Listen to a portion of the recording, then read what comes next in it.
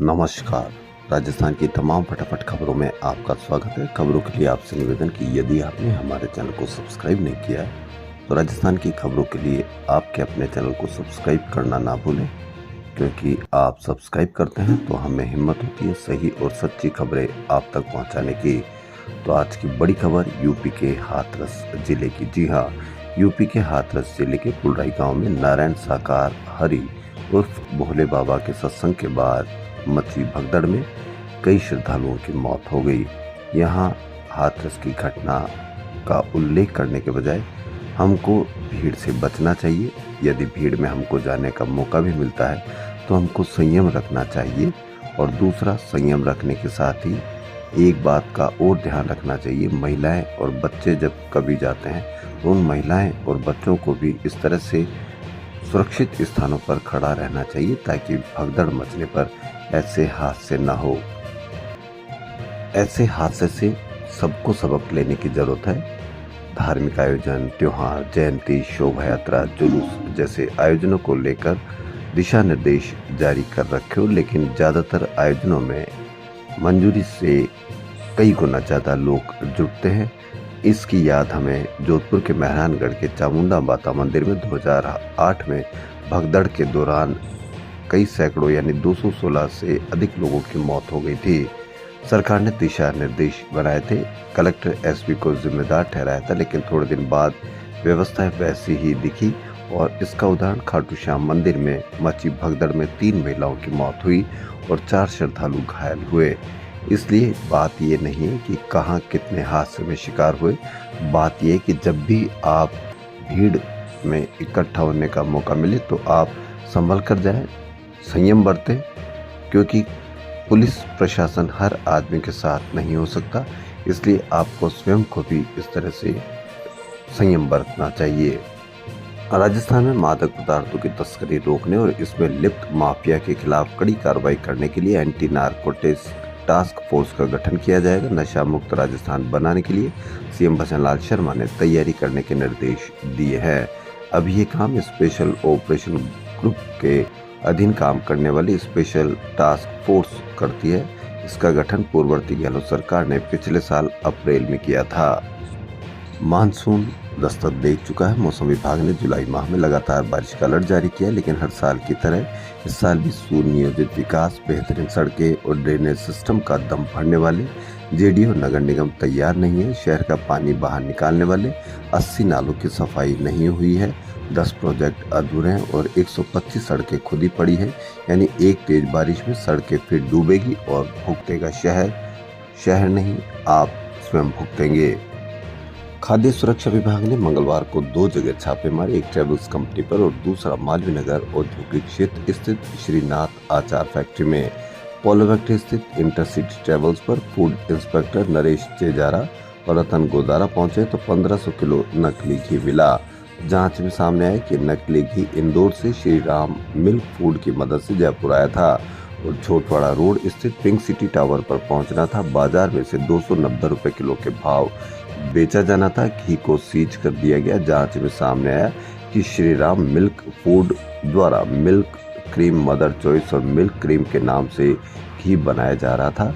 वहीं श्रीनाथ आचार फैक्ट्री में चारों ओर गंदगी मिली। बिना निर्माण तिथि के केमिकल्स और घटिया तेल मिले। उत्तर प्रदेश से आए आचार, सॉस और मुरब्बे पर भी एक्सपायरी डेट नहीं थी। निर्माण करने वालों का पता भी नहीं मिला।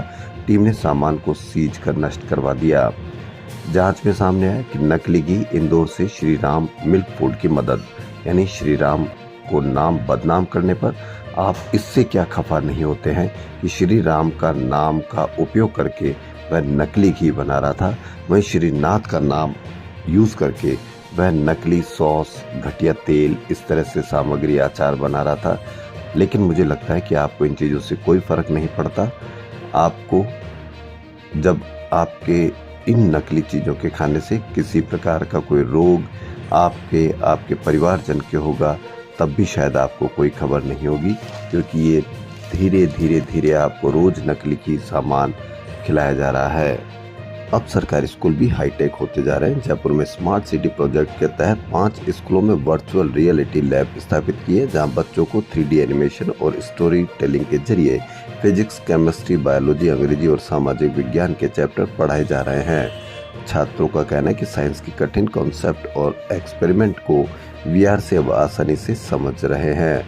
लैब 140 करोड़ से इंस्टॉल की गई है।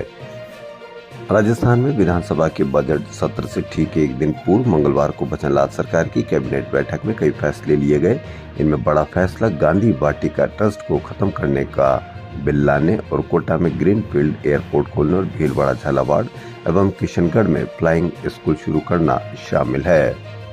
प्रतियोगी परीक्षा पेपर लीक प्रकरण में जोधपुर रेंज की पुलिस को बड़ी सफलता हाथ लगी। मुख्य सरगना ओम प्रकाश और सुनील को एसओजी ने हैदराबाद पुलिस की मदद से मंगलवार को हैदराबाद में गिरफ्तार कर लिया। दोनों को लेकर पुलिस टीम देर रात जयपुर एयरपोर्ट पहुंच गई है। राजस्थान कर्मचारी चयन बोर्ड की सूचना सहायक भर्ती में भी सवाल डिलीट होने को लेकर मामला गर्मा गया है। अभ्यर्थियों ने सवाल डिलीट होने को लेकर एक बार फिर बोर्ड को निशाने पर लिया। पिछले दिनों कनिष्ठ लेखाकार भर्ती में भी एक साथ 23 सवाल डिलीट हुए थे। बोर्ड अध्यक्ष आलोक राज ने कहा कि सूचना सहायक भर्ती में 7 सवाल डिलीट होना गंभीर बात है। इसको लेकर बोर्ड पेपर सेटर्स पर कार्रवाई करेगा। उन्हें ब्लैकलिस्ट करने के साथ साथ जुर्माना भी लगाया जाएगा। नीट यूजी को चल रहे विवाद के बीच स्थगित नीट पीजी का आयोजन अगस्त के मध्य में हो सकता है। सूत्रों के अनुसार संशोधित तारीख इस हफ्ते जारी हो सकती है। ऑनलाइन परीक्षा की तैयारी को लेकर गृह मंत्रालय में बैठक हुई। इससे पहले 23 जून को होने वाली परीक्षा 12 घंटे पहले स्थगित कर दी गई थी। अब खबर ये भी आ रही है कि नीट पीजी अगस्त मध्य में ऑनलाइन परीक्षा संभव होगी और 2 घंटे पहले पेपर बनेगा। पेपर 2 घंटे पहले बने या 20 घंटे पहले, बात यह है कि जहां पर भी पेपर जाएगा वहां से लीक रोकने के लिए क्या कार्रवाई की जाएगी, बात इसकी है। क्योंकि पेपर पहुंचने के बाद लीक होता है और लीक होने पर वो सोल्व किया जाता है, आयोजकों में बांटा जाता है, उसकी क्या गारंटी होगी, बात इसकी है। राजधानी में तेज रफ्तार लो फ्लोर बसें लोगों की मौत का कारण बन रही है। बसों को मेंटेनेंस होने की वजह से आए दिन सड़क हादसे होते हैं। तेज रफ्तार लो फ्लोर बस ने बाइक सवार दंपति और 1.5 साल के बेटे को टक्कर मारी, पत्नी की मौत। आपको असली डर इनका होना चाहिए, ना कि उनका डर जो कि आपको दिखाया जा रहा है। इन हादसों में आपका आपके परिवार के साथ हादसा होता है और किसी के साथ हादसा नहीं होता है, तो इन पर आप कार्रवाई जरूर करें, कमेंट अवश्य करें। राजस्थान विश्वविद्यालय के शैक्षणिक संस्थापन, सामान्य प्रशासन, लेखा, वित्त और ये सभी कार्यालय जैसे 15 सेक्शनों में फाइलों के कटने, फटने, खोने का डर नहीं रहेगा, क्योंकि अब ई-फाइलिंग सिस्टम चालू कर दिया है। मुख्यमंत्री भजनलाल शर्मा की ओर से लोकसभा में नेता प्रतिपक्ष राहुल गांधी पर दिए बयान के बाद कांग्रेस प्रदेश अध्यक्ष गोविंद सिंह डोटासरा ने भी पत्रकार वार्ता की। डोटासरा ने कहा कि राहुल गांधी ने जो मुद्दे संसद में उठाए वे सभी जनता के मुद्दे थे। जनता की आवाज बनकर राहुल गांधी ने देशवासियों का पक्ष तथा पिछले 10 साल के मोदी सरकार के शासन की घटनाएं संसद में उठाने का कार्य किया।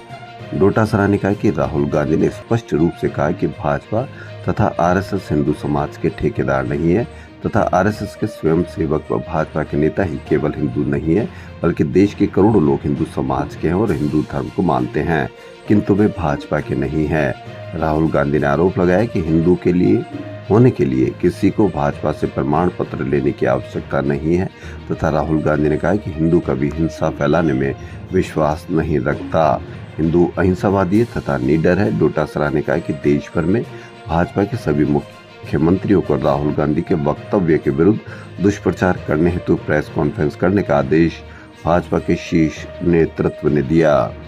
प्रदेश की 5 विधानसभा सीटों पर होने वाले उपचुनाव को लेकर भाजपा और कांग्रेस ने अपने वरिष्ठ व अनुभवी नेताओं को फील्ड में उतार दिया है। कांग्रेस ने कमेटी बनाकर नेताओं को फील्ड में भेजा है, वहीं भाजपा ने प्रभारी के तौर पर लगाया है। दोनों ही पार्टियों के नेता फील्ड में आम कार्यकर्ताओं से संवाद कर जीतने वाले प्रत्याशियों के नाम तय करेंगे। इसके बाद पार्टी के पदाधिकारियों व कार्यकर्ताओं के साथ लगातार मीटिंग कर अपनी अपनी पार्टी की जीत सुनिश्चित करेंगे। कांग्रेस ने इन कमेटियों में मौजूदा सांसदों को प्राथमिकता दी है, वहीं भाजपा ने हर विधानसभा क्षेत्र में 2-2 मंत्रियों के साथ ही पूर्व नेता प्रतिपक्ष राजेंद्र राठौड़ व कृषि मंत्री किरोड़ी लाल मीणा जैसे वरिष्ठ नेताओं को कमान सौंपी है। दोनों ही पार्टियों ने नेता संगठन से जमीनी कार्यकर्ताओं के साथ सीधा संवाद करेंगे। इसके बाद मतदाताओं से संवाद एवं जुड़ाव के लिए कार्य योजना बनाएंगे। झुंझुनू विधानसभा क्षेत्र में कांग्रेस कमेटी सांसद ब्रजेंद्र सिंह ओला, महासचिव राम सिंह कसवा, जिलाध्यक्ष दिनेश सुंडा, विधायक मनोज मेघवाल, भाजपा के अविनाश गहलोत मंत्री हैं, सुमित गोधारा मंत्री, श्रवण सिंह बगड़ी महामंत्री, गोवर्धन वर्मा विधायक हैं। राजस्थान में 8.5 लाख से अधिक परिवारों को घर बैठे राशन मिला करेगा। इसके लिए दुकानदारों को सरकार की ओर से कमीशन भी दिया जाएगा। खाद्य नागरिक आपूर्ति एवं उपभोक्ता मामलात मंत्री सुमित गोधारा ने बताया कि बजट घोषणा के अनुसार राष्ट्रीय खाद्य सुरक्षा योजना अंतर्गत प्रदेश में ये योजना शुरू की गई है, जिसमें ऐसे परिवार जिनके सभी सदस्य 18 वर्ष से कम या 60 वर्ष से अधिक आयु के हैं अथवा निःशक्त हैं, राशन लेकर आने में असमर्थ हैं, उन्हें घर बैठे राशन मिलेगा। उचित मूल्य दुकानदार या उसके द्वारा नामित व्यक्ति घर बैठे राशन उपलब्ध करवाएगा। राजस्थान में पशुपालन विभाग की सेवा पशुपालकों के घर तक पहुंचेगी। इसके लिए विभाग ए हेल्प योजना शुरू कर रहा है। इसमें ग्रामीण व शहरी क्षेत्रों के पशुपालकों को पशु चिकित्सा संबंधी समस्याओं का निदान किया जाएगा। पशुपालन मंत्री जोराराम कुमावत ने ए हेल्प योजना की शुरुआत की है। योजना में पशु सखियों को 16 दिवसीय प्रशिक्षण दिया जाकर स्वास्थ्य और पशुधन उत्पादन के विस्तार के लिए मान्यता प्राप्त अभिकर्ता ए हेल्प के रूप में स्थापित किया जाएगा। राजस्थान की खबरों के लिए फिलहाल इतना ही। यदि आपको राजस्थान की खबरें पसंद आ रही है तो आपके अपने चैनल को सब्सक्राइब करना ना भूलें। धन्यवाद।